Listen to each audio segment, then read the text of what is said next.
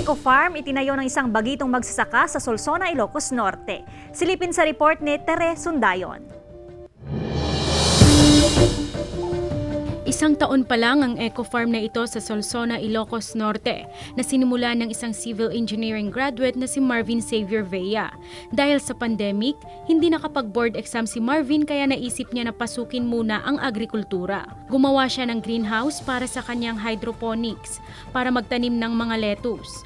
Ang hydroponics ay isang modernong pagtatanim gamit ang tubig imbes na lupa.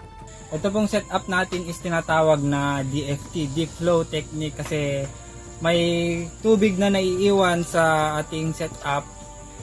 Kaya tapos itong deep flow technique is umaagos yung tubig, which wherein nakaprogram po yung pump.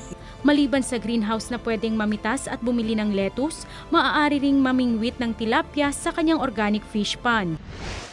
Hydroponic system din ang paraan ng pagpapatubo sa iba't ibang variety ng lettuce sa Santo Domingo, Ilocos Sur. Magtanim ka, alagaan mo siya for a certain days.